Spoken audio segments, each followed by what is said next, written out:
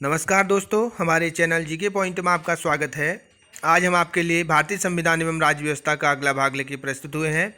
अगर आपने अभी भी हमारे चैनल को सब्सक्राइब नहीं किया है तो जल्दी से like, share, comment and subscribe कर दीजिए ताकि आप तक इन महत्वपूर्ण क्वेश्चनों की श्रृंखला पहुँचती रहे। चलिए स्टार्ट करते हैं। निम्न सूचियों में से किसके अंतर्गत शिक्षा आती है? शिक्षा समवर्ती सूची के अंतर्गत आती है, अर्थात इस पे राज्य और संघ राज्य दोनों, संघ जो सरकार है वो दोनों इस पे कानून या कार्य कर सकते हैं। निम्न में से कौन सा विषय राज्य सूची के अंतर्गत आता है? शिक्षा राज्य सूची के अंतर्गत आता है, तो शिक्षा जो है वो समवर्ती सूची के अंदर भी आता है और राज्य सूची के अंदर भी आता है, मतलब इस पे दोनों कार्य कर सकते हैं।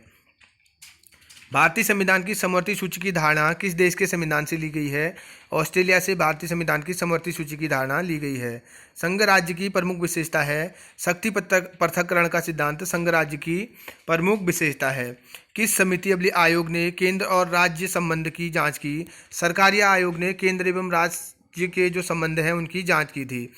प्रथम भाषी राज्य किसे बनाया गया था? आंध्र प्रदेश को प्रथम भाषी राज्य के रूप में गठित किया गया था। संघवाद शासन व्यवस्था में सर्वोच्च सत्ता केंद्रीय प्राधिकार तथा उसकी विभिन्न अनुषंगिक इकाइयों के बीच बटी होती है। जो संघवाद शासन व्यवस्था है उसमें सर्वोच्च सत्ता केंद्रीय प्राधिकार था उनकी विभिन्न आनुषंगिक इकाइयों के बीच में बटी होती है। किस वर्ष नागालैंड को अलग राज्य के रूप में बनाया गया था? 1963 में नागालैंड को एक अलग राज्य के रूप में बनाया गया था। नर्मदा जल विवाद न्यायाधिकरण का किन राज्यों के बीच जल के बंटवारे को सुलझाने के लिए गठन किया गया था? गुजरात, महाराष्ट्र, राजस्थान था मध्य प्रदेश के बीच जो नर्मदा जल विवाद न्यायाधिकरण था वो इन चार राज्यों के बीच के जो विवाद था उसको सुलझाने के लिए बनाया गया था। चार राज्य थे गुजरात, महाराष्ट्र, राजस्थान और मध्य प्रदेश। संघ लोक सेवा आयोग के सदस्यों को पद से हटाया जा सकता है। संघ लोक सेवा आयोग के पद से हटाने की जो विधि होगी उसमें सर्वोच्च न्यायालय द्वारा पहले उनके द्वारा जो गलत काम किया गया उसकी जांच की जाएगी, उसी के आधार पर राष्ट्रपति उनको हटाएंगे।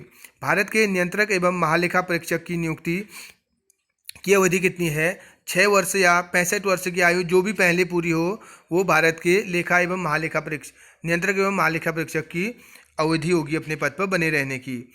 यदि चुनाव आयोग संतुष्ट हो जाए कि किसी उम्मीदवार को बिना पर्याप्त कारण अथवा औचित्य के निर्धारित समय के भीतर और निर्धारित विधि से चुनाव व्यय का हिसाब किताब प्रस्तुत नहीं किया है तो चुनाव आयोग उसे सदस्य बनने के लिए या निर्वाचित पद का सदस्य बने रहने के लिए आदेश की तिथि से कितनी अवधि के लिए अयोग्य घोषित कर सकता है? अगर कोई अपने जो चुनाव में व्यय है उसको छुपाता है तो उसको 4 वर्ष के लिए अयोग्य घोषित किया जा सकता है। राष्ट्रीय राजनीतिक दल वह है जिसने 4 या अधिक राज्यों में कुल पड़े मतों का 6% अगर उसको वो प्राप्त कर लेता है तो उस राजनीतिक दल को राष्ट्रीय राजनीतिक दल का जो है पद मिल जाएगा। उसको राष्ट्रीय राजनीतिक दल के लिए आवेदन कर सकता है, उसे मान्यता मिल जाएगी कि अगर वो 4 राज्यों में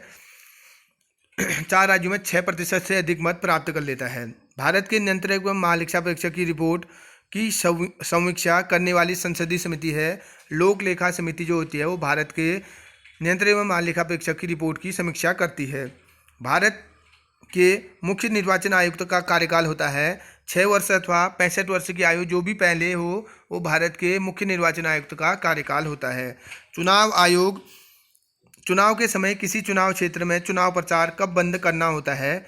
मतदान के जब प्रारंभ होता है मतदान उससे 48 घंटे पहले किसी भी निर्वाचन क्षेत्र में चुनाव का जो प्रचार होता है वो बंद कर दिया जाता है।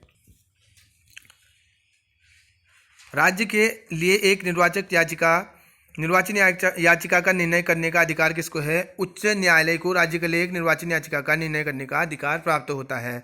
लोकसभा या विधानसभा के निर्वाचन में एक उम्मीदवार अपनी जमानत की राशि खो देगा यदि उसे कुल वैध मतों का अगर 1/6 भाग अगर उसे नहीं प्राप्त होता है तो वो अपनी जमानत राशि को खो देगा।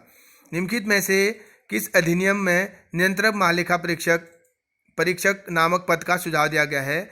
1935 का जो अधिनियम है, भारत सरकार ने 1935 का जो अधिनियम है उसमें नियंत्रक एवं महालेखा परीक्षक पद का सुझाव दिया गया है।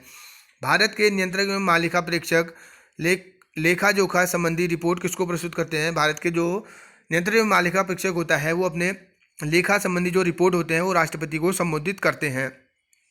नियंत्रक एवं महालेखा परीक्षक प्राथमिक रूप से संसद की निम्नलिखित में से किस समिति से जुड़ा होता है? लोक लेखा समिति से नियंत्रक एवं महालेखा परीक्षक प्राथमिक रूप से जुड़े रहते हैं। निम्नलिखित में से किसकी स्थापना भारतीय संविधान के अनुच्छेद के अधीन निश्चित उपबंध के अनुसार की गई थी? चुनाव आयोग की जो स्थापना थी भारतीय संविधान के अनुच्छेद के अधीन निश्चित उपबंध के अनुसार की गई थी। निम्नलिखित में से कौन सा कार्य ग्राम पंचायत का प्रशासनिक कार्य नहीं है? कॉलेज शिक्षा उपलब्ध कराना ग्राम पंचायत का प्रशासनिक कार्य नहीं होता है। निम्नलिखित भारतीय राज्यों में से 3 स्तरीय पंचायती राज प्रणाली सबसे पहले किसने अपनाई थी? राजस्थान ने त्रिस्तरीय पंचायती राज प्रणाली सबसे पहले अपनाई थी। निम्नलिखित में से कौन सी संस्था पंचायती राज संस्था से संबंधित नहीं है? ग्राम सहकारी सोसाइटी जो होती है वो पंचायती राज संस्था से संबंधित नहीं है। अभिव्यक्ति ग्राम सभा सही रूप से निरूपित करता है पंचायत के लिए निर्वाचक मंडल को। जो अभिव्यक्ति ग्राम सभा जो सही रूप से निरूपित करता है वो पंचायत के लिए निर्वाचक मंडल को निरूपित करता है। जो पंचायत में निर्वाचक मंडल होता है उसको ये अभिव्यक्त करता है। कौन सा स्थानीय सरकार का मामला नहीं है? कानून एवं व्यवस्था बनाना जो स्थानीय सरकार होती है, जो स्थानीय निकाय होते हैं, उनका जो कार्य होता है वो कानून एवं व्यवस्था बनाना नहीं होता है। बिहार पंचायती राज अधिनियम 2006 में 2 ग्राम की बैठकों के बीच अधिकतम कितनी अवधि निर्धारित की गई है? 3 महीने की अवधि बिहार पंचायती राज अधिनियम 2006 के अंतर्गत 2 ग्रामों के बीच बैठक की अवधि निर्धारित की गई है। पंचायत समिति किसके प्रति अपने कार्यों के लिए जवाबदेह होती है? जिला परिषदों के प्रति पंचायत समिति अपने कार्यों के लिए जवाबदेह होती है। निम्नलिखित में से क्या प्रत्यक्ष लोकतंत्र का उदाहरण है? ग्राम सभा प्रत्यक्ष लोकतंत्र का उदाहरण है। यदि कोई ग्राम पंचायत विघटित होती है तो कितनी अवधि के भीतर चुनाव कराए जाने चाहिए? 6 माह के भीतर चुनाव कराए जाने चाहिए अगर कोई ग्राम पंचायत विघटित हो जाती है। यदि कोई ग्राम पंचायत विघटित होती है तो कितने के भीतर चुनाव, ये क्वेश्चन दोबारा रिपीट हो गया है, तो 6 महीने के भीतर चुनाव कराने आवश्यक हो जाते हैं। वर्तमान समय में भारत में कुल कितने क्षेत्रीय परिषदें कार्यरत हैं? वर्तमान समय में भारत में कुल 6 क्षेत्रीय परिषदें कार्यरत हैं। भारतीय संविधान की 8वीं अनुसूची में कौन सी भाषाएं बाद में जोड़ी गई थी? सिंधी, कोंकणी, मणिपुरी और नेपाली जो भाषा थी भारतीय संविधान की 8वीं अनुसूची में बाद में जोड़ी गई थी। भारतीय संविधान का अनुच्छेद 17 में उपबंध किया गया है। अस्पृश्यता के उन्मूलन का उपबंध भारतीय संविधान के अनुच्छेद 17 में किया गया है। निम्नलिखित में से किस मामले में उच्चतम न्यायालय ने माना था कि मौलिक अधिकारों में संशोधन नहीं किया जा सकता है? गोलकनाथ वाद जो था उसमें उच्चतम न्यायालय ने माना था कि मौलिक अधिकारों में संशोधन नहीं किया जा सकता है। भारतीय संविधान में मौलिक कर्तव्य कब समाविष्ट किए गए थे? 1976 में भारतीय संविधान में मौलिक कर्तव्य समाविष्ट किए गए थे। निम्नलिखित में से कौन सा भारत के संविधान द्वारा प्रत्याभूत मौलिक अधिकार है? समानता का अधिकार भारतीय संविधान द्वारा प्रत्याभूत मौलिक अधिकार है। निम्नलिखित में से अनुच्छेद 21 में कौन सा अधिकार दिया गया है? जीवित रहने का अर्थात जीने का अधिकार अनुच्छेद 21 में दिया गया है जो मूल अधिकार है। भारतीय संविधान में कितने मौलिक कर्तव्य उल्लिखित हैं?